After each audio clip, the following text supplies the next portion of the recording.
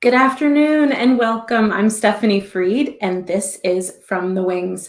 I'm so glad that you're able to join us for today's encore presentation of our very first episode, celebrating 90 years of the Bushnell. Truth be told, the reason that we are presenting an encore episode today is because our team is hard at work on Ovations 2021, planning, preparing, coordinating, all those things. And many of you were with us for our last From the Wings episode with Ovations Committee co-chairs Anya Mulhauser and Denise Cosentino, as well as our Director of Annual Fund and Development Operations, Laura Nattila, talking about the event. They've been conceiving and conspiring and planning, and it's going to be a great night. I've had some sneak peeks at the lineup and all the different components, and y'all, it's going to be fantastic. There are incredible guest performances from Broadway and beyond, and I cannot spill the beans here, but there's going to be a very special, we'll call this person an interviewer guest, that's going to be familiar to many of you Broadway lovers, and that's all I'm going to say about that right now. But you'll also see lots of the Bushnell team throughout the night, special guest appearances from folks you know and love. And of course, our faces of Ovations, Patrick Langevin and Taylor Shelley, will be there to help take you through the fantastic night. As I think we mentioned last time, Ovations is our one fundraising event each year. Proceeds from the event enable us to continue the work we do in arts and education, community engagement. And it's all really good stuff and important stuff. And typically, the event is capped at about 500 people. In the last couple of years, we've sold out. We literally had to say, we so appreciate you wanting to come, but we don't have any additional space. A high-class problem, and one for which we're very grateful. But this year, everybody can come. Everybody can come. There is no barrier to entry besides registering and telling us that you want to be there. Tickets for the event are pay what you like. And then throughout the night, there's entertainment. There is a fantastic silent auction that our committee has put their time and energy into. There is also our Fund a Future, which is straight outright giving. And that title, Fund a Future, is true. Your gift at Ovations funds the future of so many of our programs and of arts and education for students in our community. So I hope you come. I hope you watch. I hope you participate. It's a great night. You can find more information by visiting us at bushnell.org/ovations.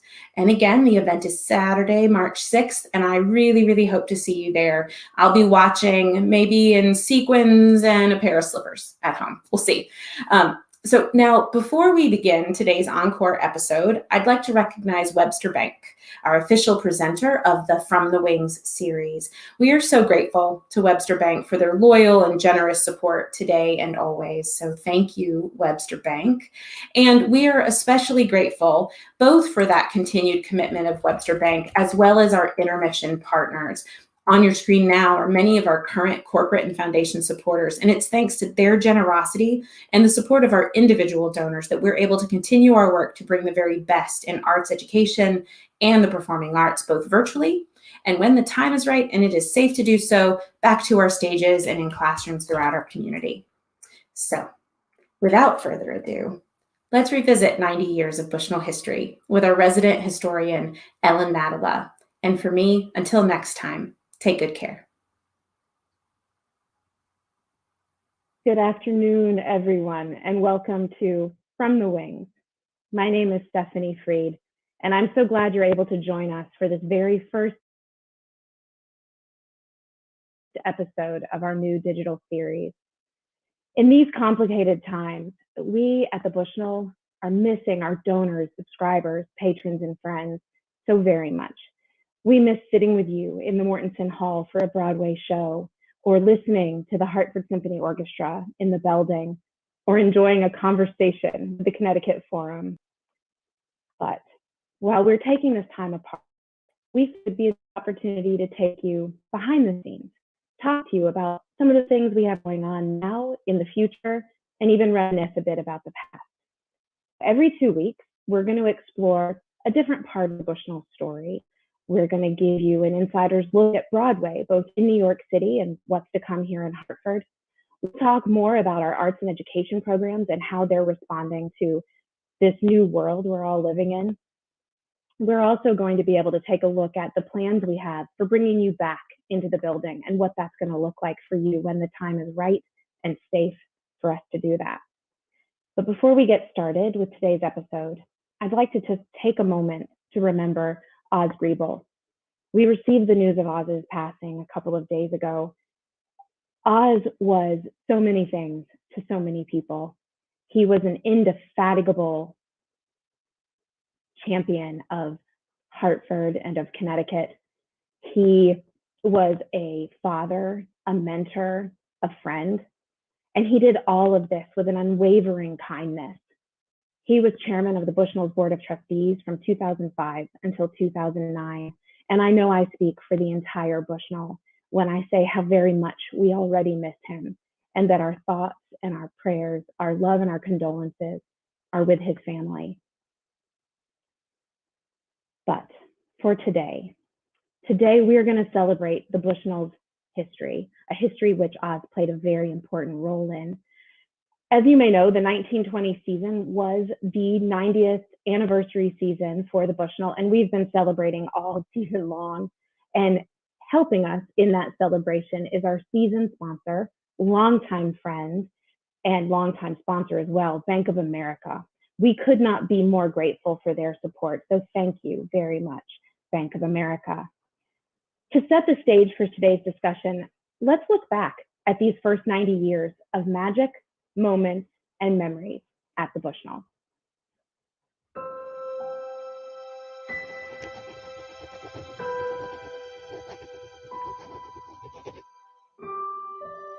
Dear friends of Hartford, it pleases me to gift this magnificent hall as a memorial to my father, the Reverend Horace Bushnell. He taught me that somewhere under the stars, God has a job for you to do, and nobody else can do it. And those words fill me with inspiration to this day. I envision a center for the benefit of the public in educational and cultural activities. It will truly be an important gathering space, suitable for concerts and other artistic performances, large and small, lectures, civic, political, and scholarly meetings. All will be welcome, regardless of race, class, or creed. While the structure will be timeless in appearance, it will have every modern convenience. Vital and adaptable, our institution will meet the changing needs and interests of future generations.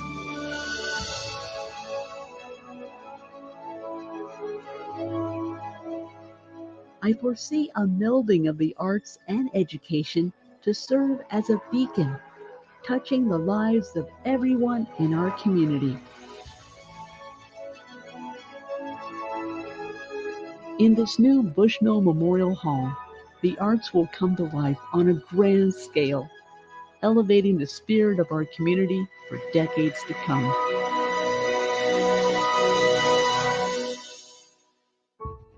With gratitude, Dotha Bushnell Hillier.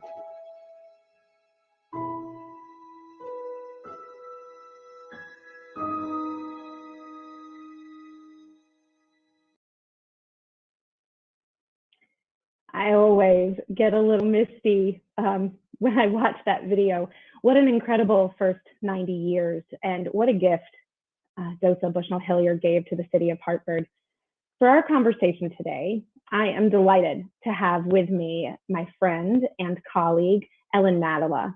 Ellen is the Senior Major and Planned Giving Officer for the Bushnell, but I like to call her the Bushnell historian, not for any other reason than she knows a lot about the Bushnell. Hi, Ellen. Hi, Stephanie. Thanks for having me. Not because I'm an old timer or anything, not because I've been at the Bushnell for such a very long time, right? Not because of that, no. How long have you been at the Bushnell, Ellen?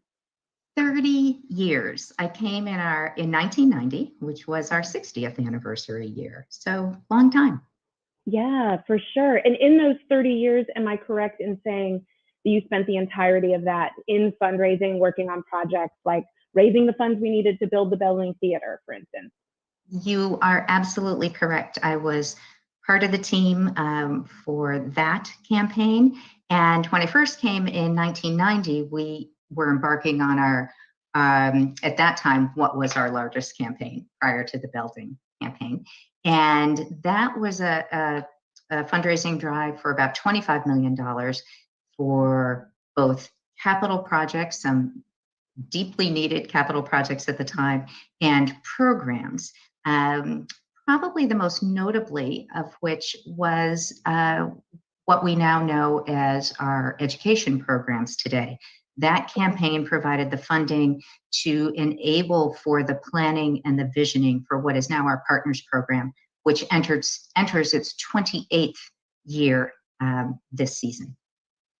Wow. So I have to imagine that in your work in fundraising, you really have a unique perspective both on the history of the Bushnell as well as the future, the direction we're heading, because fundraising is often working to fund our future, not just our present. Absolutely. Absolutely true.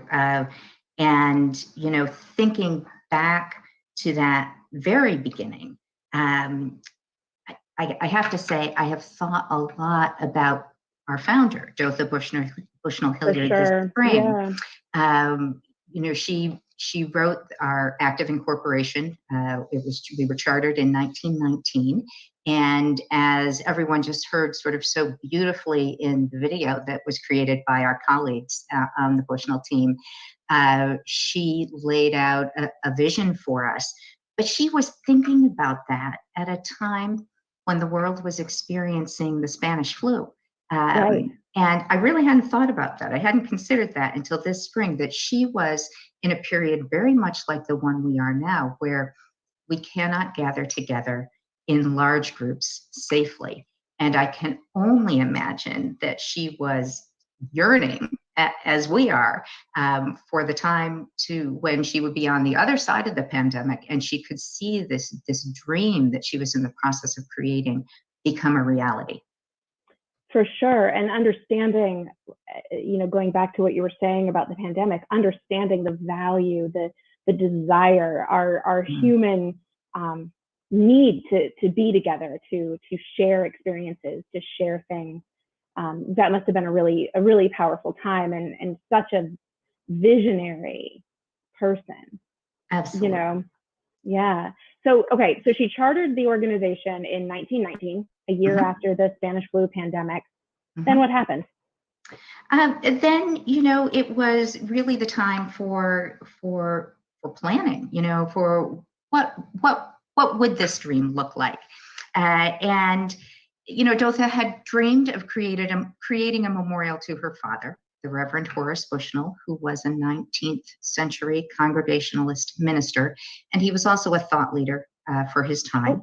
And there he is. There he is, probably reading something that he wrote, because there are volumes and volumes of his sermons and writings in our archives and elsewhere out there. And she visited in, I think it was 1912, she visited the Springfield Auditorium up the road in Springfield, Massachusetts. It was brand new at the time, and she really liked it. And Dotha decided that she would seek out the architects of that building to build our building. And that was a firm named Corbett, Harrison, and McMurray. They were located in New York City. And Dotha, who was getting on in years at that time and who was a little woman, got herself down to New York City and had an appointment with one of the principals. She met with Mr. Corbett. And there is a story that has been passed down over time that her daughter-in-law, Mary Severance, used to like to tell, that apparently Mr. Corbett went home from work that night and told his wife he had had a funny meeting with a little old lady from Hartford who wanted him to build a very big auditorium up there and who really seemed to mean it. And I think he wasn't entirely sure until she then wired the funds to get going on the project. And then all of them down there knew that she was serious. And I'll just add as a side note, this is the same firm that built Radio City Music Hall. So right. we do like to think of ourselves sometimes as the dress rehearsal for Radio City. When they got close to the actual physical construction of the buildings, the planning was going on, during the 20s, the roaring 20s. Yeah. Dotha took her money out of the stock market, the money that she was planning on using to fund the construction. And it so happens that she did that in December of 1928. So you and I would be having a very different conversation today if she had waited, say, a year. Certainly she was fortunate, as are we. And I like to think that she was our first very savvy donor as well. Absolutely. So she both had the gift of foresight. She was a very forward-thinking person, and I think she might have had a leprechaun on her shoulder taking the money out. I think she might have. Market fell apart. Okay, so Dotha takes the money out of the stock market. She hires the architect. She builds this remarkable building that we all know and love. Then what? Well, as I had said, I think that Dotha was always looking for a way to honor her father, his spirit and his values. And I would say most especially his understanding that we all are one common humanity. And Horace had been a vocal proponent about that concept, during his entire life. And outside of his work as a reverend, he kind of took that to another place, which was to be a very strong advocate for public green spaces as a place where we all could come together from all walks of life and celebrate that commonness that we share. He was not only vocal, I think he was long-winded. I think if we went to the City Hall archives and looked up some of the minutes of their meetings, we would find some where he talked for a very, very long time on this subject. But in fact, in tribute to what he did to move that along for the city of Hartford, Bushnell Park was named in Horace's honor just before he died. So he received that news of that honor while he was still with us. I think that Dotha saw the Bushnell as the potential to be the interior counterpart to those public green spaces, to be a place where we could come together and we could celebrate and appreciate the arts. We could engage in important civic dialogue in a civil manner. We could be educated through and by the arts, all while coming together and celebrating that common humanity. And here we are. That came to be in January of 1930. We had 3 evenings of opening celebrations, culminating in a performance on the third evening by the Philadelphia Orchestra. Over 10,000 people came to our hall. At that time, it was the original hall that you see on the screen right now.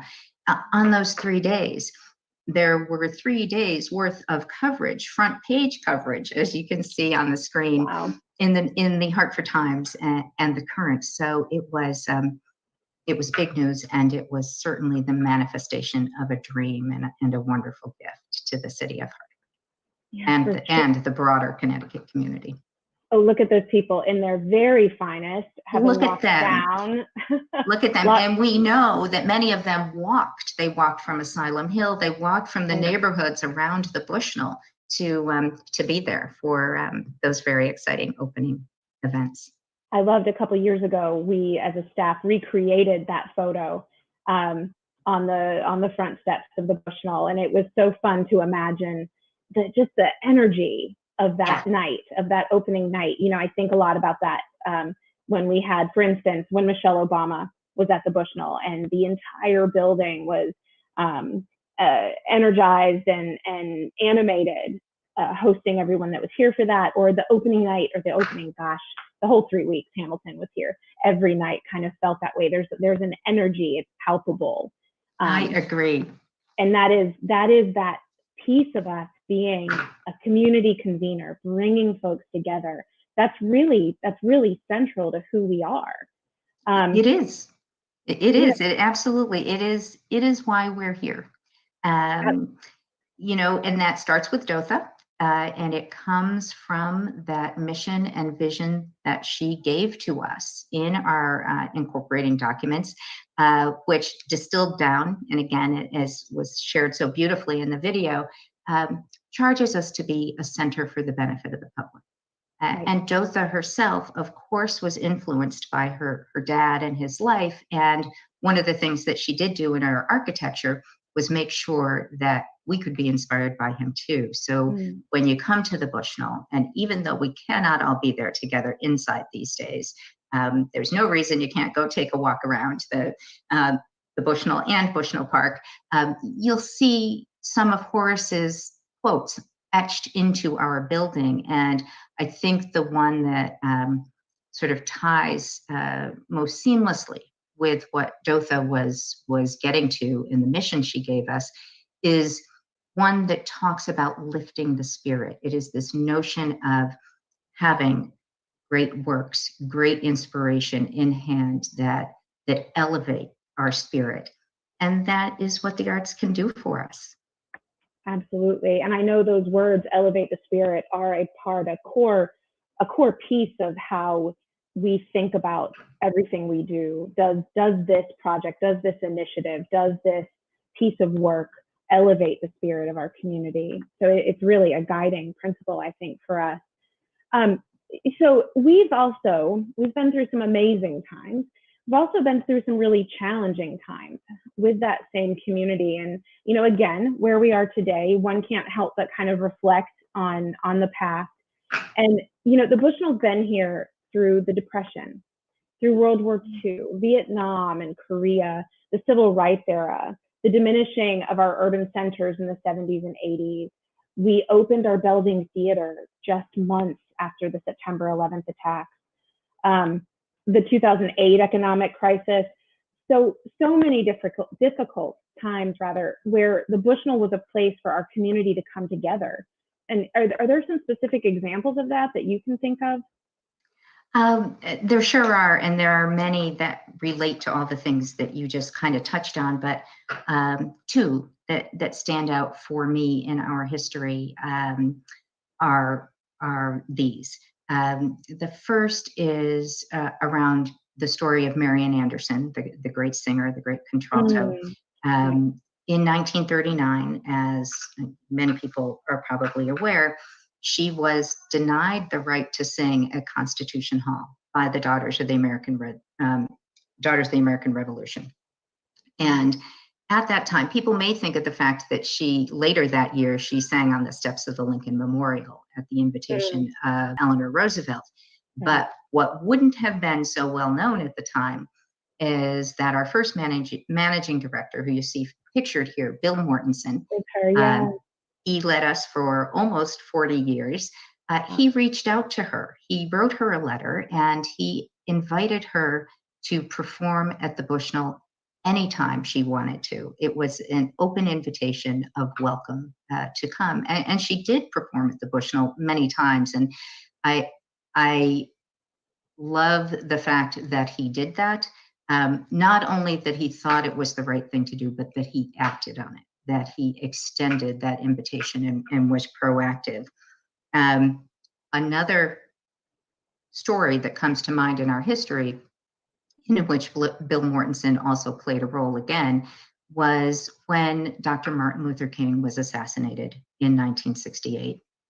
Bill Mortensen, in consultation, I think, with other leaders in the city, made the decision to open the Bushnell to the entire community as a place for all of the community to come together to mourn the loss of this great civil rights leader, to remember him, and to be able to do that in community. So those are just a couple of examples of things that kind of stand out in my mind. It's amazing that Mr. Mortensen was with us for those 40 years, and how he kind of lived into the vision Dotha set. But Dotha couldn't necessarily have known the path the world was going to take, our country was going to take, and he he made her vision relevant to the times he was in. And I hope that we are continuing to do that same thing today. He did, absolutely. We've also been here for some exciting times, and we've shared those with our community. How about stories from that? Absolutely. Yes, we have had exciting times. Not only those 3 opening nights, which you and I can only imagine. So if I just had to pick a couple, I would start with the 1996 presidential debate. That was just, it still gives me chills when I think about it. It was a big wow. Yeah. We only had around 10, I don't know, maybe 12 days notice that the debate was going to be at the Bushnell. Our executive director at that time was Doug Evans. Our associate executive director was Ronna Reynolds, and she, similar to Bill Mortensen, actually she exceeded the 40-year mark. She was with us as a leader for just over 40 years, but those two led the team and did a magnificent job of making this happen, in those 10 to 12 days, having the debate come here and really resulting in one of the most, if not the most, signature moment in our 90-year history. It really was, it was extraordinary. And because I have been here so long, I can actually remember and feel what that was like. And it was just tremendous. Since I've been here, it's been in the lore. It has been always as a shining moment of Bushnell, the entire Bushnell team kind of coming together, coalescing around this really exciting, challenging, meaningful project. And, Ronna and Doug are giants in the Bushnell's history. And I had the great pleasure of knowing Ronna, still know her. I haven't met Doug, but boy, those two, I think they definitely led us through some pretty remarkable times. They sure did. They sure did. And another one of those times, which also occurred in the mid-90s, in 1995, it was the first time that Phantom of the Opera came to the Bushnell. And it was really the first blockbuster event that we had at the Bushnell, blockbuster Broadway event. It sat down here for 5.5 weeks, which is an extraordinary amount of time still, even these days. We had full houses every night. Over 100,000 people came through our doors just for that event. And it was tremendous, not only for the Bushnell, but for the, there was a real economic impact for the city of Hartford and the region as well. And it was just exciting. We may have some folks who are with us, who are joining us for this episode today, who remember coming to Phantom in 1995. But if you don't, you might have come to Hamilton a couple of years ago. And I would say it was that kind of feeling. When you were talking, Stephanie, about, those folks who were here for the first nights, or when Michelle Obama came, to me, I almost get this feeling like my feet aren't even touching the ground. It's that exciting. Yeah, you're just moving through the hall in this, it feels almost surreal. You're moving, the energy propels you. It's remarkable. We do have a long history of being the place for Broadway in Connecticut. From, we're an important part of the Broadway touring landscape. We received many, if not all, of the first runs of Broadway musicals from, back in the 90s, like you're talking about, Miss Saigon to Lion King, Wicked, Hamilton. We bring community together to talk about, or we bring community together to experience these shows. And I love the stories. Being I was a stage manager before I went into fundraising and the work I do now. The technical piece of things, how our building had to evolve to be able to accommodate the blockbusters, starting with Phantom of the Opera, for instance. Can you tell us a little bit more about that? Any stories that you have about the building being modified? I can. We knocked down walls is what we did for Phantom when it came. And this was part of that campaign that I mentioned earlier in the early 1990s. We literally had to knock down the back wall of the theater. We had one loading dock, which served its purpose for, those first 65 years. but wasn't going to be enough to accommodate Phantom or the larger shows that we knew would be coming in the future. So at that time, we added a second loading dock so that Phantom could come. We also reinforced the ceiling so that the chandelier, the famous chandelier, could do what it's supposed to do when Phantom is in your house. Later on, when Lion King came for the first time, we knocked down another wall. And that was the back wall actually to the green room. Okay. It was needed so that Pride Rock could exit stage right and have a place to reside. We don't have a lot of wing space stage right. Anyone who's taken a tour might remember that. Sure, it's very tight. Yeah, very tight. It's super tight. So no one but Pride Rock got the green room, and the little garage door is still there. If you are a guest in the green room, it's tastefully covered by some curtains, but the door is there in case we ever need it for something for a show again. For the next time we have Lion King. For the next time Lion King's at the Bushnell. Very much. And, you know, it just goes to show we'll do anything for a great show, right? If there's a great show to come, we're going to figure it out. But, you know, something else that's important, I think, to understand about the Bushnell is Broadway is important. It's not just Broadway, though, right? There's so much more in terms of what's on our stages. There is so much more. And again, since we were looking back at the beginning of this, you know, it started with Dotha, this Center for the Benefit of the Public. She talks about all the ways in which we should be doing that. And we are so fortunate that the Hartford Symphony Orchestra chooses to have the Bushnell be its resident home. And they have just celebrated their 75th anniversary recently, and they perform in both of our halls, their classical series, their masterwork series in Belding Theater, their pop series in Mortensen Hall. The Connecticut Forum brings incredible dialogue and conversation to Mortensen Hall, and they too, 25 years now, they have been in our community, and we have been fortunate to have them presenting their incredible work at the Bushnell. I walk away from every single one of those feeling sometimes a little bit dumber because there was so much I didn't know about something, but always feeling a little bit smarter, a little bit more like I understand things differently. I have a broader perspective. I agree. Yeah. I agree. They fill a very unique role in our community. They actually fill a unique role in you know, part of our mission, in delivering on part of our mission. Indeed. Absolutely. You know, there are so many more things, from the Nutmeg Ballet and generations of family enjoying the Nutcracker and bringing their children, to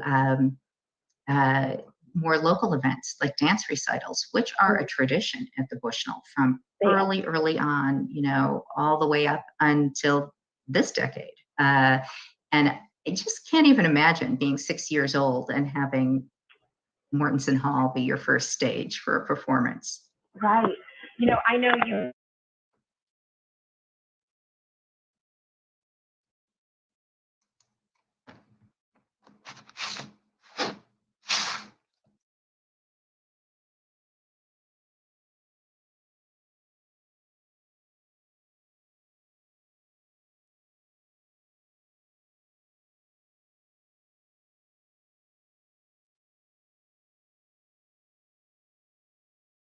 I'm going to jump in here and see if people can hear me. Can you hear me now? I can hear you now. I hope that means other people can hear you now. My headphones exited me from the conversation. I was just saying, I know you received an email from a patron who was sharing their story about the dance recital with Miss Phyllis on our stage. Yes. And back in 2011, we did the What's Your Story campaign, and I received gobs of letters about Miss Phyllis. So yes, I think the Bushnell plays not just a role where you came to see something, but the experience of having been on the stage and danced on the stage. So special. Right. So true. Yeah. So true. I'm thinking that maybe we can pass the microphone and I can ask you a question or two. Sure. I know that we are running tight on our time. So you tell me, what do you want to do here? Well, let's go forward. Let's talk a little bit about the future. Okay. I think that as we've reflected, we've seen the path that the Bushnell has taken from this hall that was originally opened. We did lots of symphony to then you have the advent of touring Broadway, you have local art, all of this. As we continue to move forward as a center of benefit for the public, two of the places I really see us growing and evolving is in our arts and education area, as well as in digital technology and using digital technology to provide new entertainment experiences. So if I'm talking about our arts and education programs, and on the screen now, you can see some footage from our in-classroom partners program. These programs are so important. And as many of you can imagine, in the current environment where we went to virtual learning and everybody was out of the classroom and at home, the Bushnell found a way to work with a local town to provide music education virtually. And that pilot, that initiative is growing and expanding. And our Senior Vice President for Education and Community Engagement, Yolande Spears, she is remarkable. I aspire to be her.